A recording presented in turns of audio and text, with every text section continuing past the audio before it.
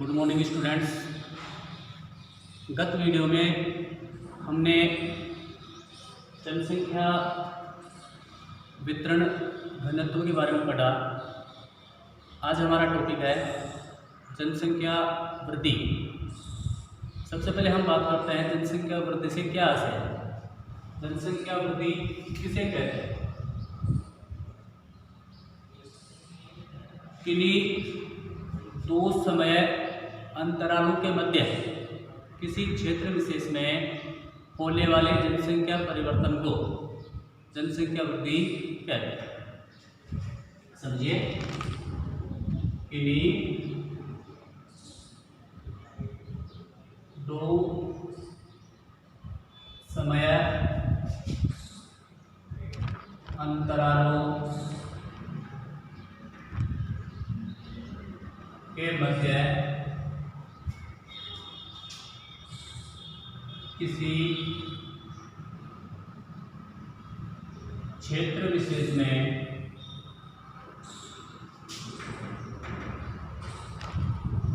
होने वाली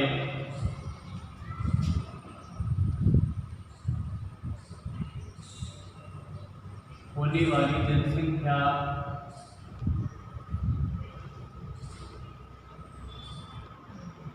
परिवर्तन को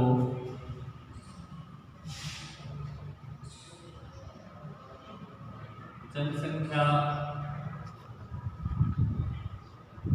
वृद्धि कहते हैं। किन्हीं दो समय अंतराल यानी किसी समय के दो अंतरालों के मध्य में यदि किसी क्षेत्र विशेष में जनसंख्या में परिवर्तन होता है, परिवर्तन किसी भी कारण से हो सकता है, उस परिवर्तन को उस जनसंख्या वृद्धि कहते हैं। जनसंख्या वृद्धि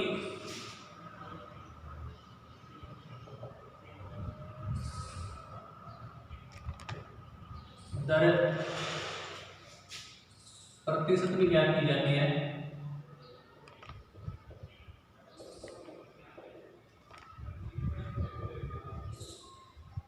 याद रखना, जनसंख्या वृद्धि दर क्या है?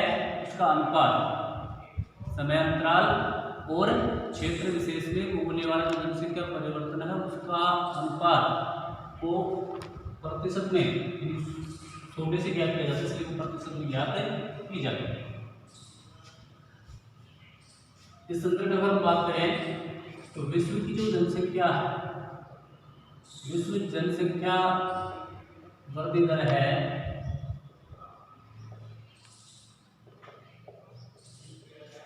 2015 के अनुसार 1% है। यानी 100 लोगों पर एक व्यक्ति की ग्रोथ होती है, वो जनसंख्या वृद्धि दर कहलाती है। अगर इसी संदर्भ में भारत की बात करें तो भारत में 2011 के अनुसार वृद्धि दर प्रतिशत है 1.64%।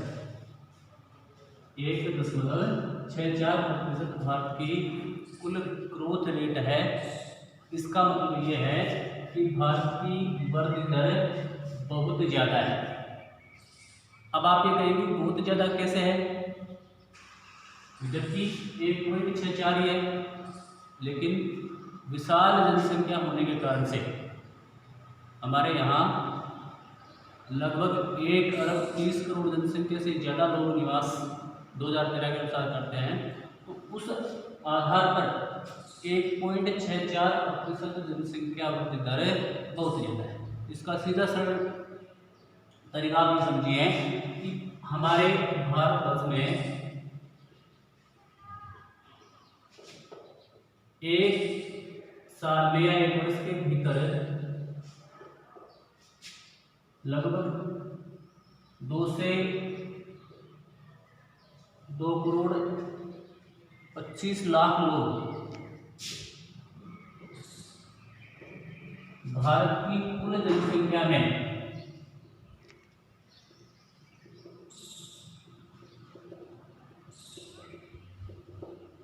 जुड़ जाते हैं।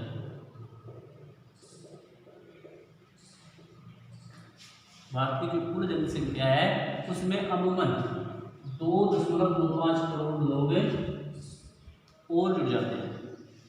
तो ये 1.64% जनसंख्या वृद्धि दर बहुत कम होते हुए भी बहुत ज़्यादा है। यानी आप कह सकते हैं कि प्रतिवर्ष भारत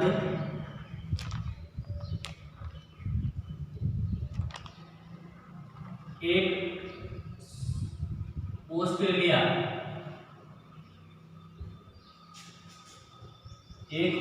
को पैदा करता है, यानी एक ऑस्ट्रेलिया यहाँ पर विकास कर लेता है जनसंख्या के मामले में। इस आधार पर हम कह सकते हैं कि 1.64% वृद्धि दर बहुत ज़्यादा है। अब हम बात करते हैं जनसंख्या वृद्धि दर के प्रकार।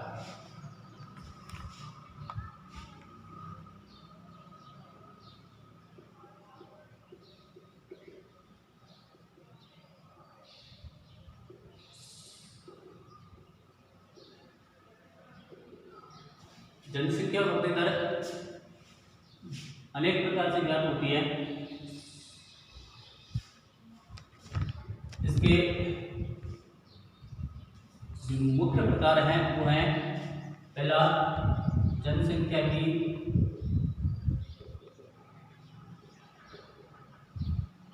प्राकृतिक वृद्धि। जनसंख्या की प्राकृतिक वृद्धि, प्राकृतिक मतलब नेचुरल ग्रोथ।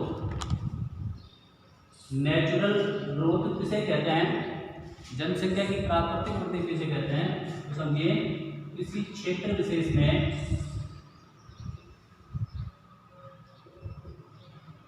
दो समयांतरालों के मध्य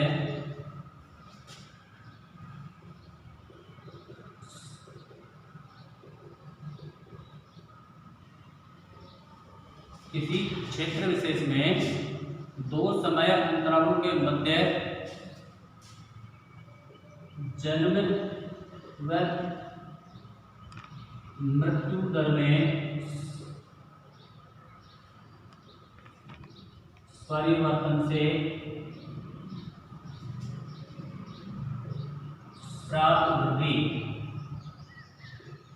वास्तविक वृद्धि दर कहलाती है। ये सॉरी प्राकृतिक वृद्धि दर कहलाती है।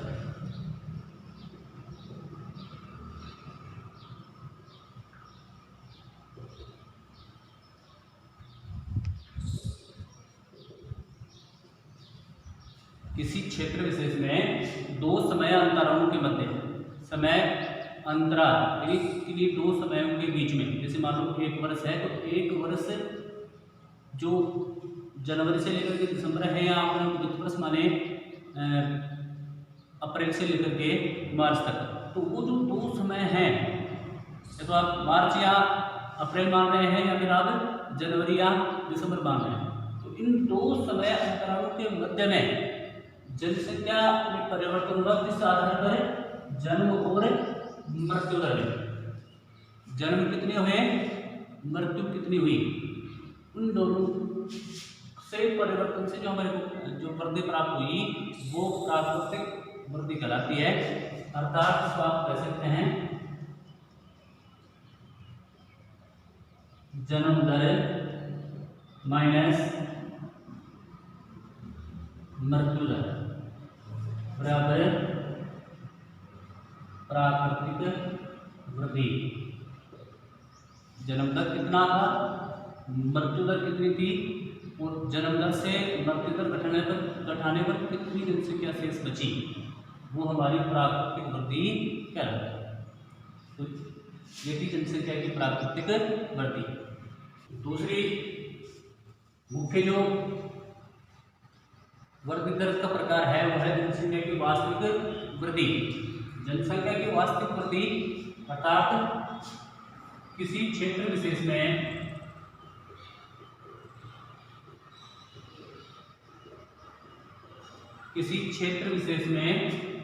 किन्हीं दो समयांतरालों के मध्य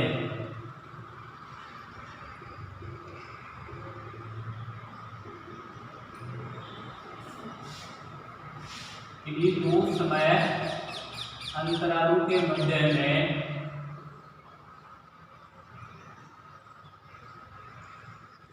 जन्म दर माइनस मृत्यु दर तथा आप्रवास माइनस उत्प्रवास में होने वाला परिवर्तन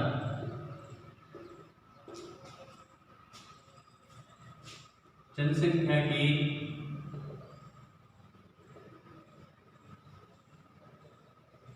वास्तविक वृद्धि कहलाता है।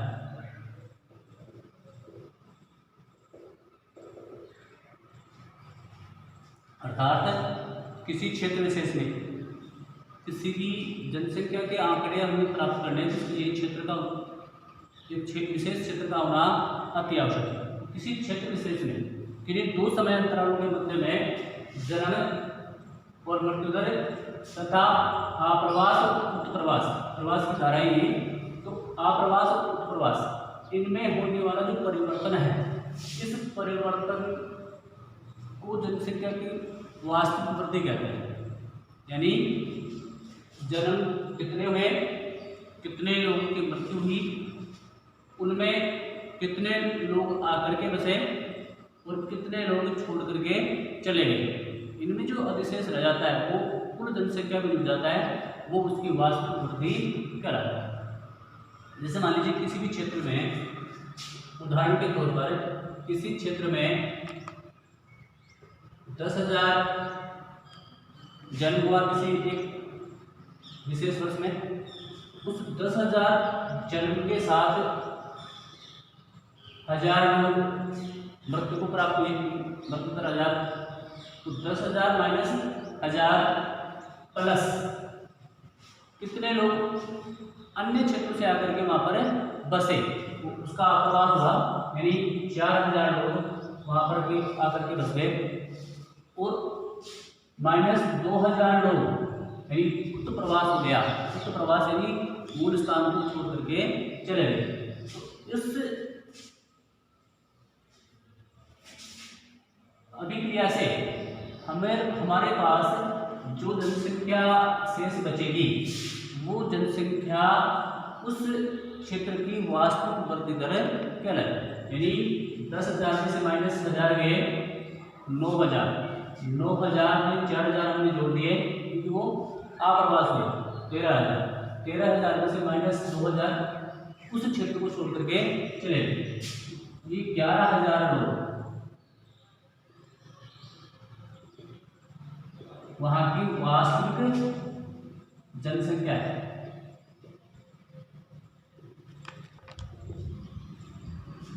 जो कि वहाँ की पहले की जो जनसंख्या है, ये जो 11,000 लोग हैं, ये वहाँ उस क्षेत्र में पहले कितनी जनसंख्या थी, उस कितनी जनसंख्या में और जुड़ जाती है, तो वो वहाँ की वास्तविक जनसंख्या वृद्धि कहलाती है। अब हम बात करते हैं जनसंख्या की धनात्मक वृद्धि।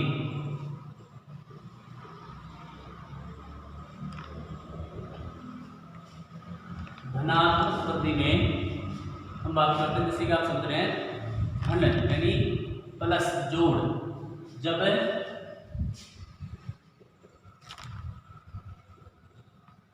किसी क्षेत्र में जन्म दर ज्यादा और मृत्यु दर कम हो, जन्म दर ज्यादा और मृत्यु दर कम हो, तो वहां पर धनात्मक वृद्धि होती है।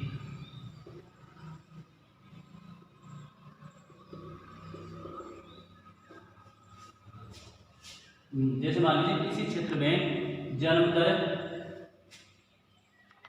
यानी जन्म लेने वाले जो शिशु हैं उनकी संख्या ज़्यादा है और मृत्यु दर में मरने वाले लोगों की संख्या कम है, तो वहाँ पर जो कुल जनसंख्या होगी उसमें योग होगा यानी वृद्धि होगी तो वो वहाँ की धनात्मक वृद्धि कहलाती है। ऐसे ही जनसंख्या की ऋणात्मक वृद्धि,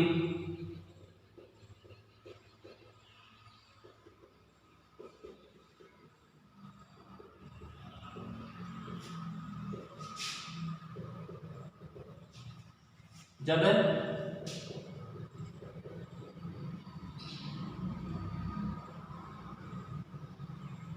मृत्यु दर ज्यादा व जन्म दर कम हो,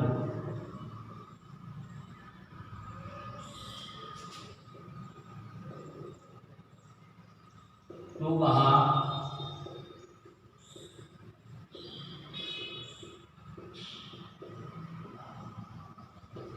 ऋणात्मक वृद्धि दर या ऋणात्मक वृद्धि होती है। यानी मृत्यु दर ज़्यादा हो, जन्म दर कम हो। जितने भी विकसित देश हैं, विकसित देशों में जन्म दर के बजाय मृत्यु दर ज़्यादा है। यानी वहाँ पर प्रति 1000 जनसंख्या पर जन्म बहुत ही कम है, लेकिन प्रति 1000 जनसंख्या पर मृत्यु दर ज़्यादा है।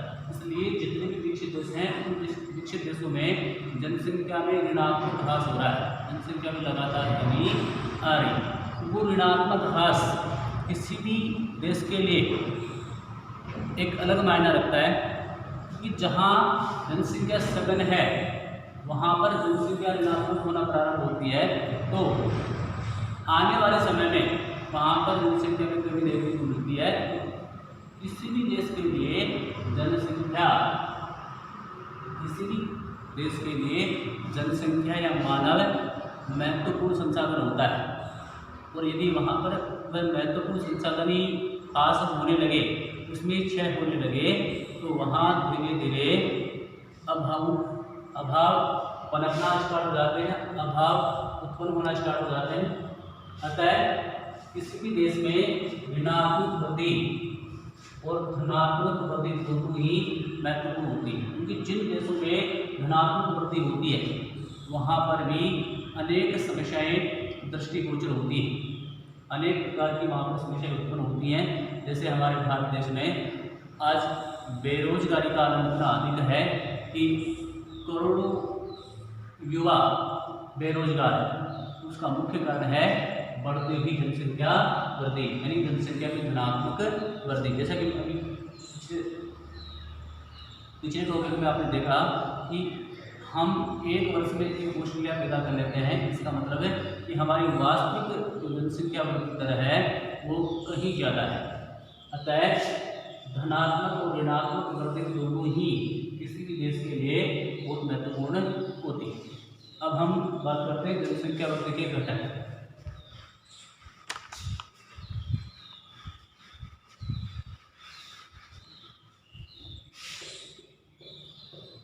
जनसंख्या वृद्धि के घटक। जनसंख्या वृद्धि के 3 महत्वपूर्ण घटक माने गए हैं: जन्म, मृत्यु और प्रवास। जैसा कि आपने जनसंख्या की वास्तविक वृद्धि को देखा, उसमें 3 महत्वपूर्ण घटकों का उल्लेख है: जन्म, मृत्यु और प्रवास। सबसे पहले हम बात करते हैं जन्म दर।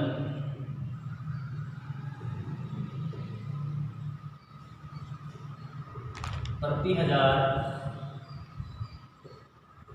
स्त्रियों पर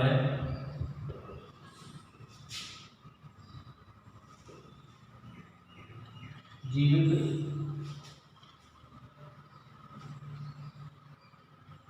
जन्म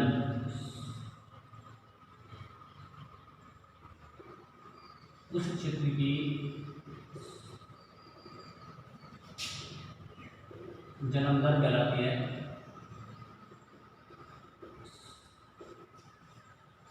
यानी प्रति 1000 स्त्रियों पर जीवित जन्म कितना है तो उस क्षेत्र की जन्म दर कहलाती है। इसको हम सूत्र की सहायता से परिलक्षित कर सकते हैं कि जीवित जन्म क्या है। तो जन्म दर बराबर किसी वर्ष विशेष में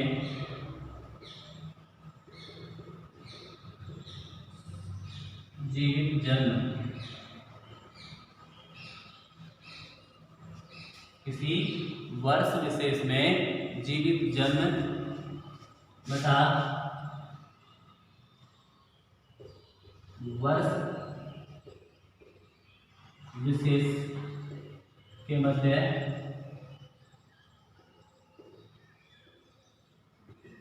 कुल जनसंख्या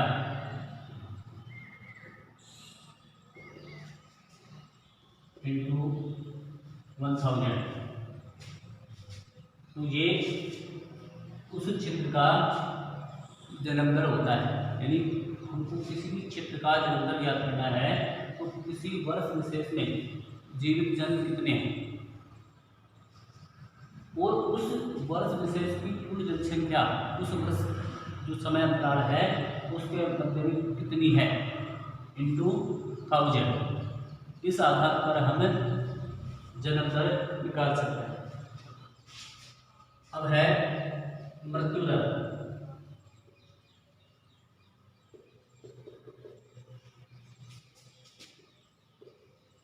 प्रति 1000 जनसंख्या पर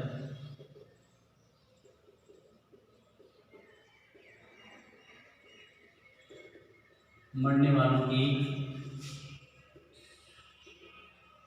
संख्या को मृत्यु दर कहते हैं। किसी वर्ष विशेष में प्रति 1000 जनसंख्या पर कितने लोग मरते हैं उसको हम मृत्यु दर कहते हैं। इसका सूत्र भी इसी प्रकार से है,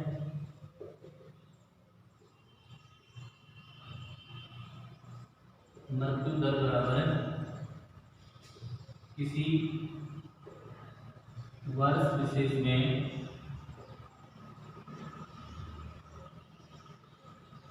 मरने वालों की संख्या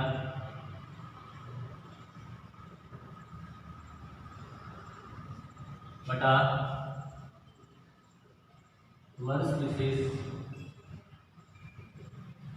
के मध्य कुल जनसंख्या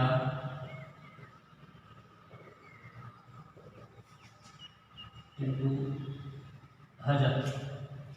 इस प्रकार उस क्षेत्र की मृत्यु दर प्राप्त हो जाती है। तो जनसंख्या वृद्धि की जो महत्वपूर्ण घटक है जिनसे जनसंख्या में परिवर्तन होता है, पहला है जन्म दर, दूसरा है मृत्यु दर, तीसरा पढ़ेंगे प्रवास। जन्म दर क्या है, यानी 1000 स्त्रियों पर कितने जीवित शिशु हैं, कितने जीवित बच्चे हैं, वो उस क्षेत्र की जन्म दर है जिसमें 1000 से इंटू करके उसका कुल जनसंख्या का भाग दे देते हैं। ऐसे ही मृत्यु दर प्रति 1000 जनसंख्या में मरने वालों की संख्या है जिसमें उस वर्ष मध्य में कितनी जनसंख्या है उसका 1000 से इंटू करके उसका भाग दे देते हैं, तो हमारे पास मृत्यु दर प्राप्त हो जाती है। जन्म और मृत्यु दर किसी भी क्षेत्र की जनसंख्या में बहुत ज़्यादा परिवर्तन लाते हैं। यानी मान लीजिए यहाँ पर जन्म दर ज़्यादा है, वहाँ पर जनसंख्या ग्रोथ ज़्यादा होती है। अफ्रीकी महाद्वीप के जो देश हैं वहाँ पर ग्रोथ रेट जो जन्म दर है वो बहुत ज़्यादा है, बर्थ रेट ज़्यादा होने के कारण से वहाँ पर जनसंख्या वृद्धि बहुत तीव्र गति से हो रही है। उदाहरण के रूप पर हम ले सकते हैं लाइबेरिया।